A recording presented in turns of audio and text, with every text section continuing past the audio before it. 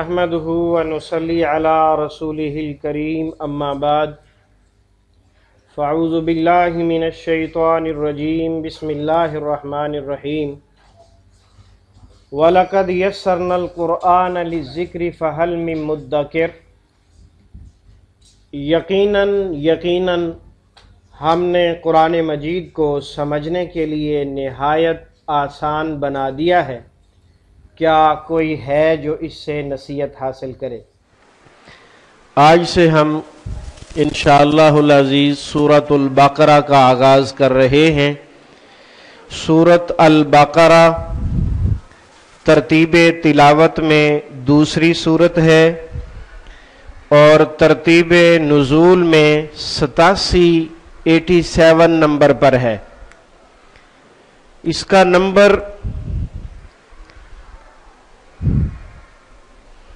مدینہ المنورہ میں نازل ہونے کی وجہ سے ہے، کیونکہ 13 سال نبی اکرم صلی اللہ علیہ وآلہ وسلم نے مکہ المکرمہ میں گزارے اور نبوت کے 13ویں سال میں ہجرت فرمائی اور مدینہ میں یہ سورت نازل ہوئی، اس وجہ سے اس کا نازل ہونے کا نمبر 87 ہے۔ اس کی 286 آیات ہیں، پہلے پارے سے شروع ہوتی ہے اور تیسرے پارے کے پہلے پاؤں میں ختم ہوتی ہے۔ اس کے اندر 40 رکوع ہیں۔ اس سورت کو سورۃ البقرہ کیوں کہتے ہیں؟ دراصل باقرہ کا معنی گائے ہوتا ہے۔ اس سورت میں گائے کا ایک واقعہ ہے جو تفصیل سے جس کو ہم آگے ذکر کرنے والے ہیں۔ اس گائے کے واقعہ کی وجہ سے اس سورت کا نام البقرہ رکھ دیا گیا ہے۔ اس سورت کی فضیلت میں صحیح مسلم میں 1860 نمبر حدیث ہے، نبی اکرم صلی اللہ علیہ وآلہ وسلم نے ارشاد فرمایا، لا تجعلوا بیوتکم مقابر ان الشیطان ینفر من البیت الذی تقرأ فیہ سورۃ البقرہ۔ اپنے گھروں کو قبرستان نہ بنانا۔ بظاہر تو بڑی عجیب بات محسوس ہو رہی ہے، حقیقت بات یہ ہے کہ اس کا مطلب یہ ہے کہ قبرستان ایسی جگہ ہے جہاں نماز نہیں پڑھی جاتی۔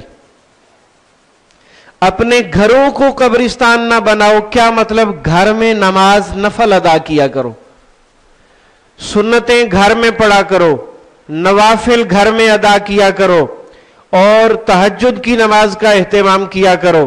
یہ مفہوم ہے اس کا، لا تجعلوا بیوتکم مقابر، گھروں کو قبرستان نہیں بنانا، گھر میں نماز پڑھنی ہے، قرآن کی تلاوت کرنی ہے۔ ان الشیطان ینفر من البیت الذی تقرأ فیہ سورۃ البقرہ، وہ گھر جس میں سورۃ البقرہ کی تلاوت کی جاتی ہے، شیطان وہاں نہیں رہ سکتا، شیطان وہاں نہیں رہ سکتا، بھاگ جاتا ہے، فرار اختیار کرتا ہے۔ آج کے ہمارے سبق میں مصباح القرآن میں سے سورۃ البقرہ کی آیت نمبر 1 سے 5 تک ہے۔ اعوذ باللہ من الشیطان الرجیم، بسم اللہ الرحمن الرحیم، الف لام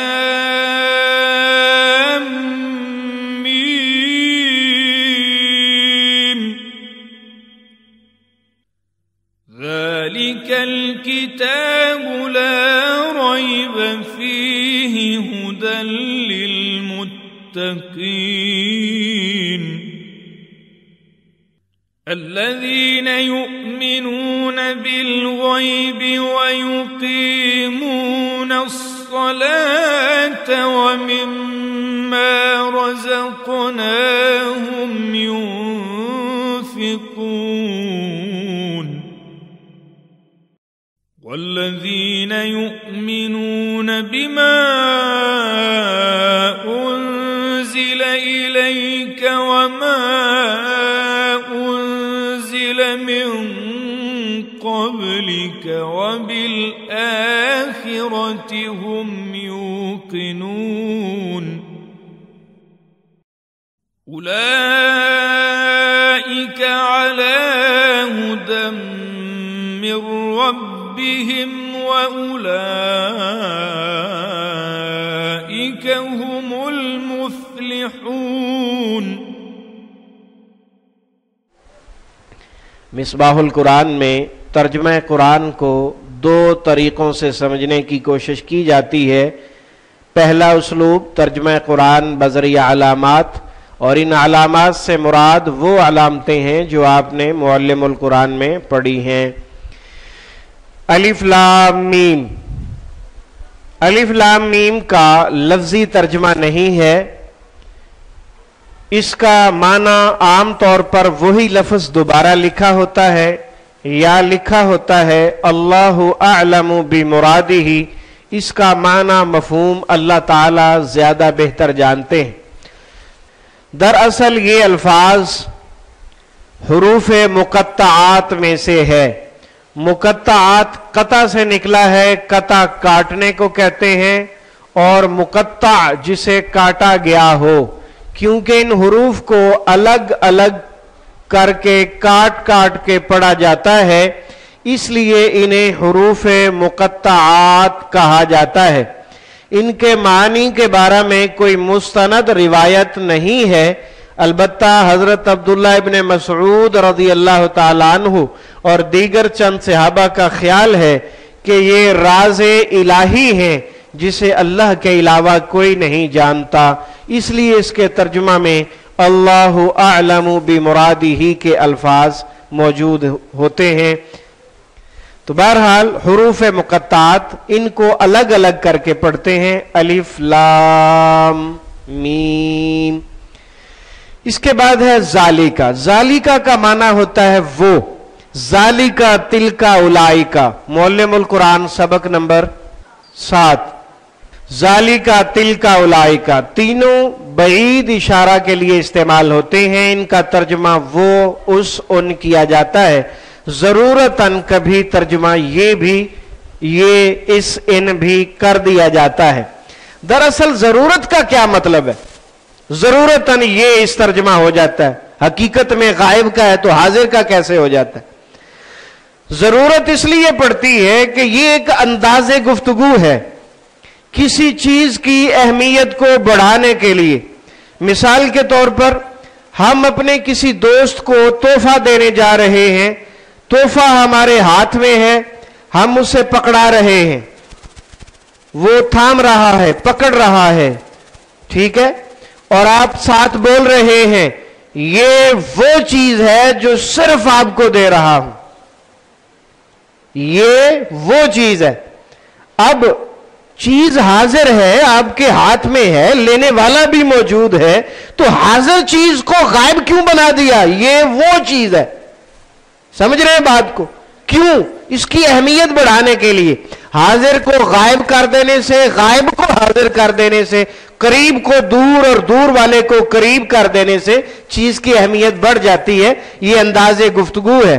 اس لیے آپ کو قرآن مجید کے تراجم میں جب آپ پڑھیں گے تو آپ کو ملے گا، کہیں ملے گا اس کا ترجمہ ذالکا کا وہ، کہیں لکھا ہوگا یہ، اور کہیں لکھا ہوگا یہ وہ، اور کہیں لکھا ہوگا یہ اور بریکٹ میں وہ. تو یہ سارے ترجمے درست ہیں. اگر کوئی وہ لکھتا ہے تو لفظی ترجمہ لکھ رہا ہے، اور اگر کوئی یہ لکھتا ہے تو وہ مفہومی ترجمہ لکھ رہا ہے، اور اگر کوئی دونوں لکھ رہا ہے تو وہ بھی درست لکھ رہا ہے. چونکہ یہ انداز گفتگو ہے، اس سے بات کی اہمیت بڑھتی ہے. ذالکا یہ وہ، الکتاب کتاب ہے، لا ریبہ. ذالک الکتاب اگر اس کو اشارہ بعید کے ساتھ وہ کتاب مراد لی جائے تو مکمل کتاب چونکہ اللہ کے ہاں محفوظ تھی اور لوح محفوظ میں اور اس میں سے تھوڑا تھوڑا ضرورت کے مطابق دنیا میں رسول اکرم صلی اللہ علیہ وسلم پر نازل ہوتا تھا. تو ذالک الکتاب سے مراد مکمل کتاب جو اللہ کے ہاں لوح محفوظ میں ہے وہ مراد ہے. اس لیے بھی اشارہ بعید استعمال کیا جا سکتا ہے، لیکن حقیقت یہی ہے کہ یہ انداز گفتگو ہے کسی چیز کی اہمیت کو بڑھانے کے لیے. کتاب ہمارے ہاتھ میں ہے، ہم اسے پڑھ رہے ہیں، اللہ اس کی اہمیت بڑھانا چاہتے ہیں. یہ وہ کتاب ہے لا ریبہ، کوئی شک نہیں. تو لا کے بعد اسم کے آخر میں زبر، تو کیا ہوتا ہے؟ پوری جنس کی نفی کا مفہوم. کیا مطلب؟ شک شبہ کی جتنی شکلیں صورتیں ہو سکتی ہیں ان میں سے کوئی بھی قرآن مجید کے اندر نہیں ہے. تو ثابت کیا ہوگا کہ قرآن مجید کلام اللہ ہے. سمجھ آئی بچوں؟ تو لا کے بعد اسم کے آخر میں زبر پوری جنس کی نفی کا مفہوم ہوتا ہے. اس لیے جو ہے قرآن مجید میں اس کے متعلق اور بھی مثالیں ہیں. لا الہ الا انا فاتقون، میرے سوا کوئی معبود برحق نہیں اس لیے مجھ سے ہی ڈرتے ہوئے زندگی گزارو. لا عاصم اليوم من امر اللہ، آج اللہ کے عذاب سے تمہیں کوئی بچانے والا نہیں. لا خلاق لہم فی الآخرہ، تمہارا آخرت میں کوئی حصہ نہیں، کافروں سے کہا گیا ہے. تو لا ریبہ، کوئی شک نہیں، یعنی شک اور شبہ کی جتنی بھی شکلیں صورتیں ہو سکتی ہیں ان میں سے کوئی بھی قرآن مجید کے اندر نہیں ہے. ریبہ کے بعد جیم سلے اور 3 نقطے آپ کو نظر آ رہے ہوں گے یہ والے، اور اس کے بعد فی ہے کے آخر میں بھی جیم کے اوپر 3 نقطے ہیں. یہ 3 نقطے جہاں بھی ہوں گے قرآن مجید کے ٹیکسٹ کے باہر خالی جگہ پر لکھا ہوگا معانقہ. کیا لکھا ہوگا؟ معانقہ. معانقہ کیا چیز ہے؟ معانقہ عنق سے ہے، عنق گردن کو کہتے ہیں، اور معانقہ گردن ملانا. کیا مطلب؟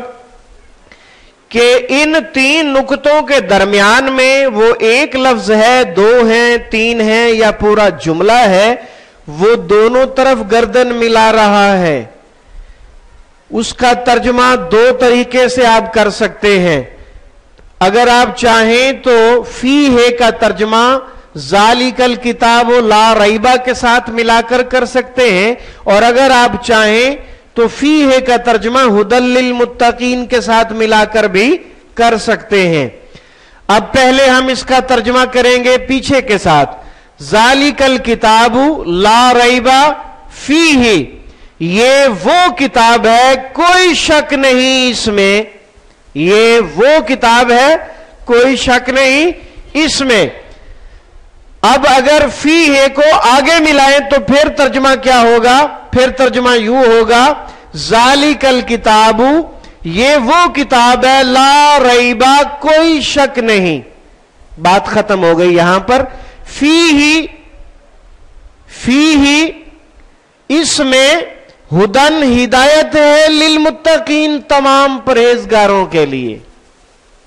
اس کتاب میں کوئی شک نہیں، اس میں ہدایت ہے تمام پرہیزگاروں کے لیے. ہدن ہدایت سے نکلا، اور للمتقین جو ہے اس کے شروع میں لامز لی آپ دیکھ رہے ہیں. اس کا ترجمہ عام طور پر تو کے لیے ہی ہوتا ہے، بعض اوقات کا کی کے کو بھی ہو جاتا ہے. ہدن للمتقین. قرآن کا ایک اور مقام ہے وہاں پر ذکر ہوا ہے ہدن للناس. قرآن مجید لوگوں کے لیے ہدایت ہے، یہاں آ گیا متقین کے لیے ہدایت ہے. تو فرق کیا ہوا؟ ہدن للناس تمام لوگوں کے لیے ہدایت ہے، اور یہاں آ گیا متقین کے لیے ہدایت ہے. جب یہ کہہ دیا کہ متقین کے لیے ہدایت ہے تو اس کا مطلب یہ ہوگا کہ عام لوگ اس سے محروم ہیں، یہی مطلب ہوگا نا. آئیے اس کا مطلب سمجھتے ہیں. دکاندار جب دکان بناتا ہے تو وہ کیا کرتا ہے؟ دکان میں سودا سلف ضروریات زندگی ہر قسم کی رکھتا ہے، تو وہ خاص لوگوں کے لیے رکھتا ہے؟ نہیں. سب کے لیے ہوتی ہیں. دکان میں چیزیں برائے فروخت سب کے لیے ہوتی ہیں. چھوٹا آئے بڑا آئے، امیر آئے غریب آئے، فقیر بھی آئے، سب کے لیے ہے. لیکن ہر ایک کو دیتا نہیں ہے. کسے دیتا ہے؟ جو پیسے دے گا. تو ہدایت حاصل کرنے کی جو کرنسی ہے وہ تقوی ہے، پرہیزگاری، ایمانداری، ایمان، اسلام. یہ کرنسی ہے ہدایت کو حاصل کرنے کی. ہدی للناس، قرآن مجید تمام کائنات کے تمام انسانوں کے لیے ہدایت ہے، لیکن نصیب اسے ہوتی ہے، ملتی اسے ہے جس کے پاس تقوی ہوگا. پیارے بچوں بات سمجھ آ گئی؟ جی آگے بڑھتے ہیں. یہ وہ کتاب ہے لا ریب فی، کوئی شک نہیں اس میں، اور اگر فی ہے کو آگے ملائیں فیہ ھدی للمتقین، اس کتاب میں ہدایت ہے تمام پرہیزگاروں کے لیے. پرہیزگار کون لوگ ہیں؟ پرہیزگاروں کی ڈیفینیشن کیا ہے؟ ان کی صفات کیا ہے؟ وہ اب اللہ رب العزت آیت نمبر 3 سے سٹارٹ فرما رہے ہیں. الذین، وہ لوگ جو، الذین آپ جانتے ہیں یہ جمع مذکر کی علامت ہے. یؤمنون، وہ سب ایمان لاتے ہیں. اور یہ لفظ اگر یؤمنون کی بجائے تؤمنون ہوتا تو پھر کیا ترجمہ ہوتا؟ تم سب ایمان لاتے ہو. الذین یؤمنون، وہ لوگ جو سب ایمان لاتے ہیں، بالغیب، غیب پر. با کے معنی معلم القرآن سبق نمبر 14. با کا معنی سے ساتھ، پر کا کی کے کو بوجہ بدلے میں وغیرہ کیا جاتا ہے. تو وہ لوگ جو ایمان لاتے ہیں غیب پر. غیب کا کیا معنی؟ غیب سے مراد وہ حقائق ہیں جو ظاہر نہ ہوں، یعنی انسان کی آنکھ سے پوشیدہ ہوں، جیسے ذات باری تعالی، یعنی اللہ تعالیٰ کی ذات جس کو آج تک کسی نے نہیں دیکھا. جنت ہے، دوزخ ہے، اللہ کا عذاب ہے، اس کی اور مخلوقات ہیں، جن ہیں، فرشتے ہیں. تو یہ سب ہم نے نہیں دیکھے، لیکن اللہ رب العزت نے کلام اللہ میں ہمیں بتایا کہ اللہ کی ذات ہے، اللہ کا چہرہ ہے، اللہ کے ہاتھ ہیں، اللہ کے پاؤں ہیں، پنڈلی ہے، اللہ خوش ہوتے ہیں، اللہ ہنستے ہیں، اللہ تعالیٰ ناراض ہوتے ہیں. یہ ساری باتیں قرآن میں حدیث میں موجود ہیں. تو اس پر ہمیں ایمان لانا ہے.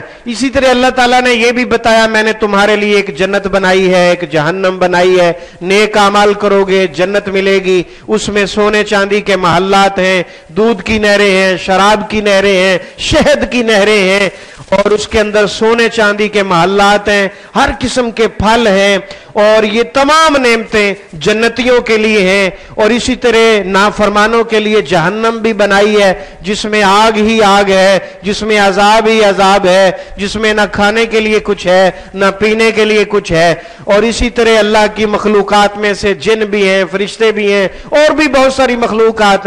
تو یہ ساری چیزیں ہم نے دیکھی ہیں؟ ہم نے تو نہیں دیکھی. تو اللہ کے کہنے پر، رسول اللہ صلی اللہ علیہ وسلم کے کہنے پر ہم ایمان لے آئے کہ یہ چیزیں ہیں. اس لیے اسے کہتے ہیں ایمان بالغیب، بن دیکھے، بغیر دیکھے اللہ کی ذات اور اس کی مخلوقات پر ایمان لانا.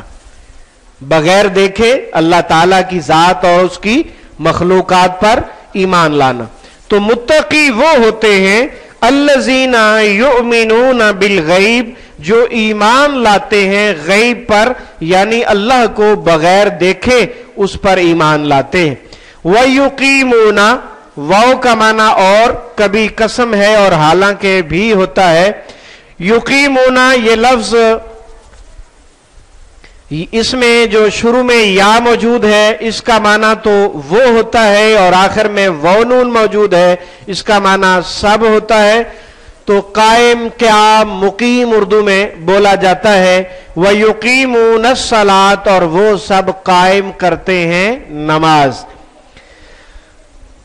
الصلاۃ کے آخر میں گول تا جو ہے وہ آپ کو نظر آ رہی ہے. گول تا اور الف اور لمبی تا یہ بھی باقاعدہ علامت آپ پڑھ چکے ہیں, مؤنث اسم کی علامتیں ہوتی ہیں. رہ گئی بات کہ نماز قائم کرنے کا کیا مطلب ہے, اسے ذرا آپ اچھی طرح سمجھ لیں. اقامت صلاۃ یعنی نماز قائم کرنا, اس میں 5 چیزیں 5 شرائط ضروری ہیں. یہ نہیں ہوں گی تو نماز قائم نہیں ہوگی. قرآن مجید میں اللہ رب العزت نے نماز کے حوالے سے جہاں بھی تذکرہ کیا ہے نماز قائم کرنے کا کہا ہے, نماز پڑھنے کا نہیں کہا. قائم کرنے اور پڑھنے میں بہت فرق ہوتا ہے. تو قائم کرنے میں کیا کیا چیزیں شریک ہیں یہ آپ ذرا اچھی طرح سمجھ لیں. نمبر 1, نماز وقت پر پڑھی جائے, کیونکہ سورۃ النساء کی آیت نمبر 103 میں اللہ رب العزت فرماتے ہیں ان الصلاۃ کانت علی المؤمنین کتابا موقوتا, یقیناً نماز مومنوں پر وقت مقررہ پر ادا کرنا فرض کیا گیا ہے. تو نماز وقت پر پڑھنا بہت ضروری ہے. اور نماز کا وقت کب ہوتا ہے؟ جب اس کے لیے اذان ہوتی ہے, اور اذان کے ٹائم معروف ہیں. نمبر 2, خشوع اور خضوع کے ساتھ نماز ادا کرنا. خشوع خشیت سے نکلا ہے, اس کا معنی ڈر خوف, یعنی جب نماز ادا کی جائے تو اللہ تعالیٰ کا ڈر جو ہے وہ دل میں بہت زیادہ ہونا چاہیے. اور خضوع خضع سے ہے عاجزی انکساری, عاجزی انکساری, یعنی نماز میں 2 چیزیں ادائیگی کے دوران بہت ضروری ہیں کہ آپ انتہائی عاجزی کے ساتھ کھڑے ہوں اور اللہ کا ڈر بھی دل میں ہو. اس کے متعلق سورۃ المومنون میں آیت نمبر 2 میں اللہ رب العزت نے مومنین کی صفات بیان کرتے ہوئے فرمایا الذین هم فی صلاتہم خاشعون, مومن ہوتے ہی وہ ہیں جو اپنی نمازوں میں ڈرتے رہتے ہیں. نمبر 3, سنت کے مطابق نماز پڑھنا. صحیح بخاری کے اندر حدیث ہے صلو کما رأیتمونی اصلی, نماز ایسے پڑھو جیسے مجھے پڑھتے ہوئے دیکھا ہے. یہ حدیث اس بات کی دلیل ہے کہ نماز کی قبولیت کے لیے رسول صلی اللہ علیہ وسلم کی نماز جیسا ہونا بہت ضروری ہے. نمبر 4, نماز جماعت کے ساتھ. اس حوالے سے سورۃ البقرہ کی آیت نمبر 43 کے اندر اللہ رب العزت فرماتے ہیں وَرْكَعُوا مَعَ الرَّاكِعِينَ, رکوع کرنے والوں کے ساتھ رکوع کرو, یعنی جب جماعت کھڑی ہو تو اس کے ساتھ نماز ادا کرو. اس کے علاوہ احادیث سے جماعت کے ساتھ نماز پڑھنے کی فرضیت بہت واضح ہے. نمبر 5, دوسروں کو پڑھنے کی تلقین کی جائے. خود تو پڑھنی ہی پڑھنی ہے, گھر میں بہت سارے افراد ہوتے ہیں, گھر کے سربراہ کے ذمہ ہے کہ وہ اپنے گھر والوں کو چھوٹے بڑے سب کو جو ہے وہ نماز پڑھنے کی تلقین کرے. اس حوالے سے سورۃ طٰہٰ کے اندر اللہ رب العزت نے فرمایا وَأْمُرْ أَهْلَكَ بِالصَّلَاةِ وَاسْتَبِرْ عَلَيْهَا, اپنے گھر والوں کو نماز کا حکم دیجئے اور خود بھی اس کی پابندی کیجئے. یہ 5 شرائط ہیں, 5 ضروری چیزیں ہیں جو اقامت صلاۃ سے تعلق رکھتی ہیں. اللہ رب العزت سے دعا ہے کہ ہمیں ان 5 کے اوپر عمل کرنے کی توفیق عطا فرمائے اور ہماری نمازوں کو اللہ تعالیٰ قبول فرمائے. آمین یا الہ الحق آمین. وَيُقِيمُونَ الصَّلَاةَ, اور وہ سب قائم کرتے ہیں نماز. وَمِمَّا, اور اس میں سے جو, مما 2 چیزیں ہیں, من پلس ما. من کا معنی سے وہ تو آپ پہلے سے جانتے ہوں گے, من جانب, من وان, من حیث القوم, اظہر من الشمس. من کا معنی سے ہی ہوتا ہے. اسی طرح ما کا معنی جو ہے, اور جب ما کا معنی جو ہوگا وہ اردو میں استعمال ہوتا ہے, ماحول, ما تحت, ما جرا, ما فوق الفطرت, ما ورائے عدالت وغیرہ. تو یہ اس میں جو بریکٹ میں لکھا ہوا ہے یہ بات سمجھانے کے لیے ہے, مما میں سے کسی لفظ کا ترجمہ نہیں ہے. وَمِمَّا, اور اس میں سے جو, رَزَقْنَاهُمْ, ہم نے رزق دیا انہیں.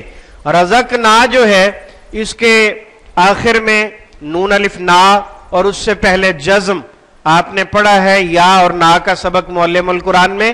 تو نا سے پہلے جزم ہو تو ترجمہ ہم نے کیا جاتا ہے. آخر میں ہم ہے تو ہم جو ہے فعل کے آخر میں آئے تو ترجمہ انہیں کیا جاتا ہے, ہم کم تم میں سے. وَمِمَّا رَزَقْنَاهُمْ اور اس میں سے جو ہم نے رزق دیا انہیں يُنْفِقُونَ وہ سب خرچ کرتے ہیں. يُنْفِقُونَ اور تنفقون یا اور تا کا فرق تو آپ سمجھتے ہیں. يُنْفِقُونَ اردو میں استعمال ہوتا ہے نان و نفقہ اور انفاق فی سبیل اللہ خرچ کرنے کے معنی میں. اس آیت نمبر 3 پر غور کرتے ہوئے اگر ہم سمجھنے کی کوشش کریں تو ہمیں سمجھ آئے گی کہ اللہ رب العزت نے ہمیں خرچ کرنے کی ترغیب دیتے ہوئے ہمارا ایک نفسیاتی معاملہ حل کیا ہے. وہ نفسیاتی معاملہ یہ ہے کہ انسان کی فطرت ہے مال سے بڑی محبت ہوتی ہے. وہ مال 10 روپے ہوں یا 10 لاکھ ہوں مال ہی ہوتا ہے. بچوں کے حوالے سے تو 10 روپے بھی 10 لاکھ ہیں, اس لیے کہ ان کی تو پراپرٹی وہی ہے نا جو جیب میں ہے. تو مال سے بڑی محبت ہوتی ہے. اللہ رب العزت نے ہمارا نفسیاتی مسئلہ اس طرح حل کیا ہے کہ اللہ نے یہ نہیں کہا میرے راہ میں خرچ کرو, بلکہ اللہ نے کہا جو میں نے دیا ہے اس میں سے خرچ کرنا ہے. اس بات کو ذرا مثال سے سمجھنے کی کوشش کریں گے تو بات بڑی اچھی طرح سمجھ آ جائے گی. میرے پاس 2 پین ہیں, میں ایک طالب علم کو دونوں دے دیتا ہوں. اگلے دن میں اسے کہتا ہوں ایک پین اس لڑکے کو دے دو. وہ کہے گا سر میرے ہیں نا, میری مرضی میں دوں نہ دوں. سمجھ آئی؟ اور اگر میں اپنے الفاظ کو تبدیل کر کے نفسیاتی مسئلہ حل کرتے ہوئے کہتا ہوں وہ جو کل میں نے آپ کو 2 پین دیے تھے میں نے دیے تھے اس میں سے ایک اس کو دے دو, تو اب وہ اسٹوڈنٹ کیا سوچے گا؟ وہ سوچے گا آپ نے دیے تھے میرے تو نہیں ہیں, تو وہ فوراً خوشی سے دے دے گا. تو یہ ہے نفسیاتی معاملہ کہ اللہ رب العزت نے ہمیں یہ بات سمجھائی ہے کہ جو میں نے دیا ہے اس میں سے دینا ہے, آپ کی اپنی کمائی نہیں ہے. اور جو کچھ انسان کے پاس ہے وہ سب اللہ کا ہی دیا ہوا ہے. اور جب ہمیں یہ بات سمجھ آ جائے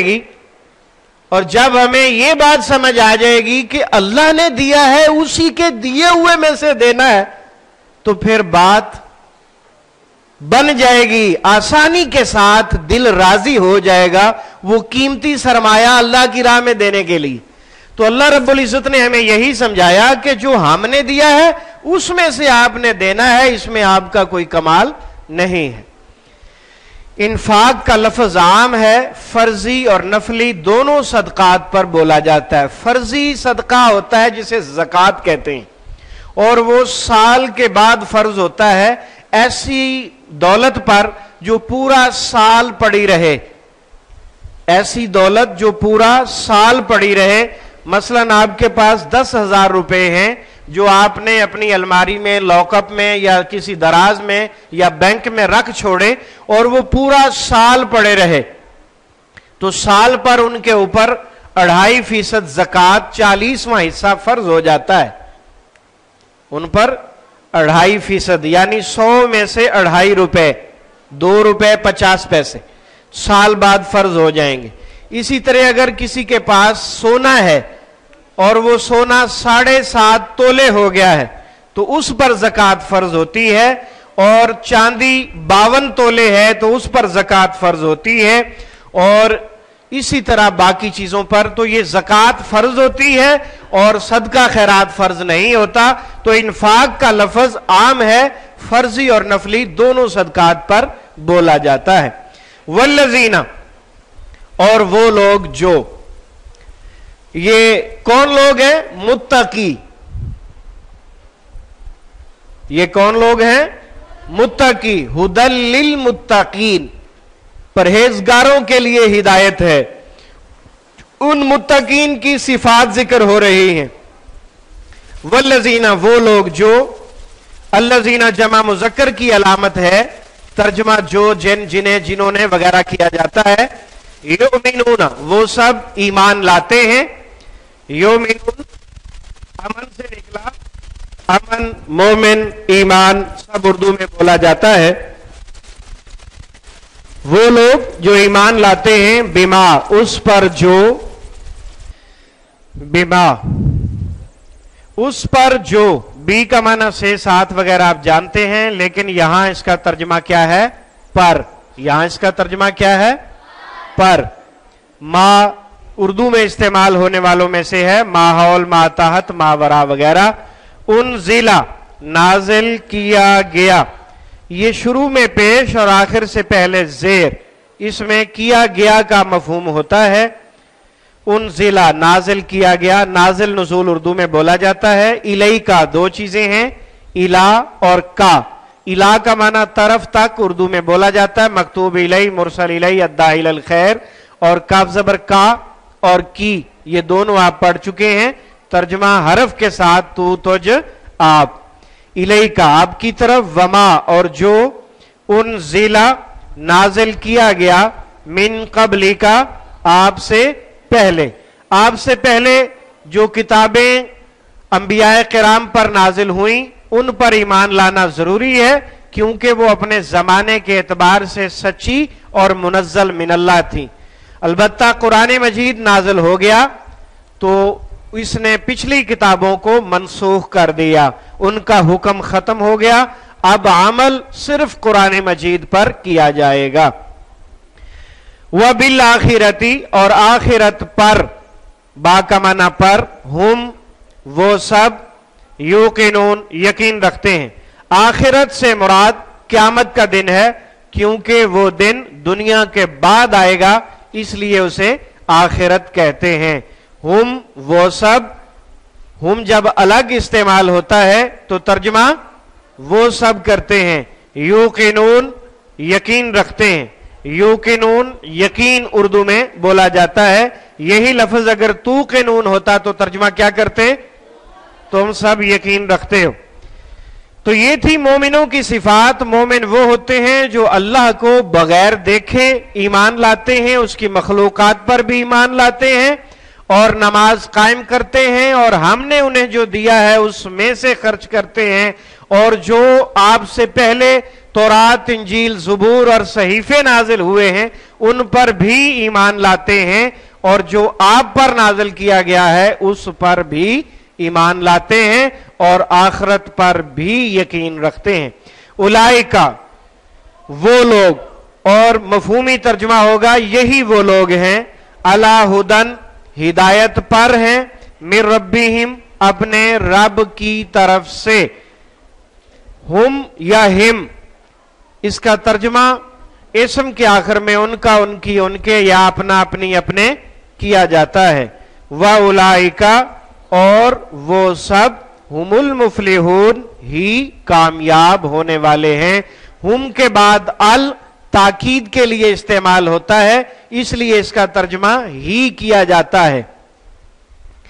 और मुफलिहून के शुरू में जो मीम पेश मुंह है और आखिर से पहले जेर है, ये मुअल्लिमुल कुरान का सबक नंबर 15 है। इसमें जो है करने वाले का मफहूम पाया जाता है।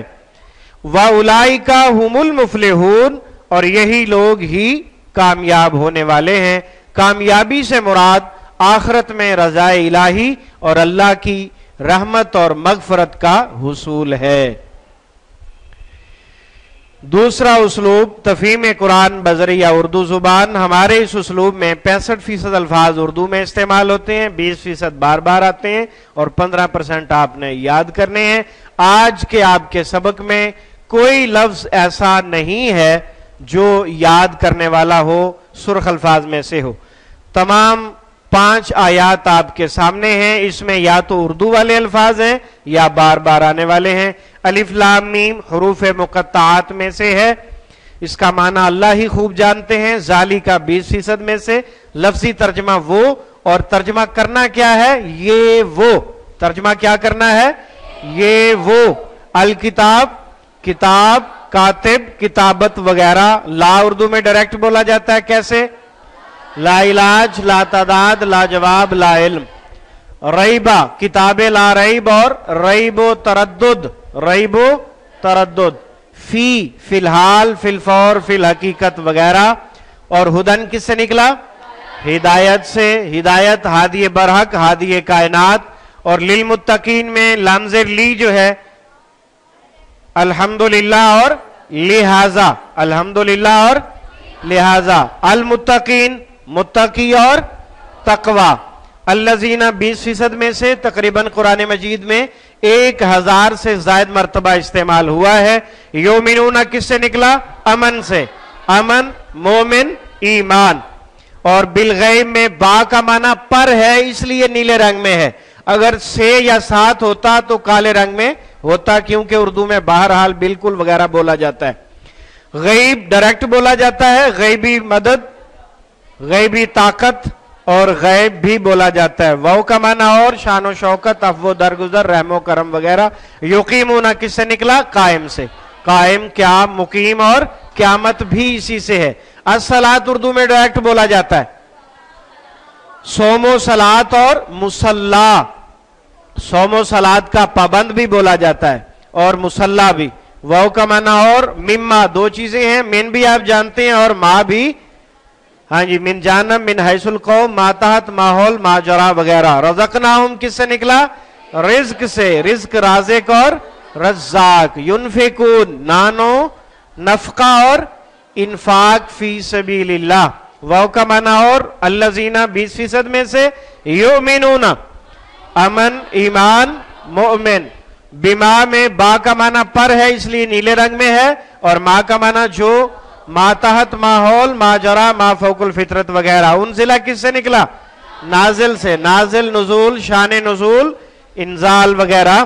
اور الی کا الہ مکتوب الی مرسل الی الداعی الخیر رجوع اللہ وغیرہ. واو کا معنی اور ما کا معنی جو آپ جانتے ہیں. انزلہ بھی آپ جانتے ہیں. ہاں جی من جانب. اور لفظ قبل قبل از وقت چند دن قبل قبل از غذا قبل از طعام قبل الکلام. ہاں جی واو کا معنی اور آخرت ڈائریکٹ بولا جاتا ہے. آخرت اور اخروی زندگی بھی کہتے ہیں اور اس کو اخروی زندگی کہتے ہیں. ہم 20% میں سے یوقنون یقین سے. یقین یقین محکم یقینی بات. اولئک 20% میں سے علی علیحدہ علی الاعلان علی العموم وغیرہ. ہدن کس سے نکلا؟ ہدایت سے. ہدایت ہادی برحق ہدایت یافتہ وغیرہ. من جانب. اور رب ہمارے رب کا نام ہے. ہاں جی واو کا معنی اور اولئک وہ اور ہم کا معنی وہ سب دونوں 20% میں سے.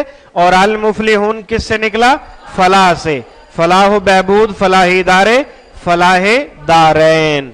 آپ پوری 5 آیات آپ کے سامنے ہیں اور ماشاءاللہ سارے کے سارے الفاظ اکثریت اردو میں استعمال ہو رہی ہے اور بہت کم ہیں جو 20% ہیں. تو اللہ تعالیٰ سمجھنے کے بعد عمل کی توفیق عطا فرمائے.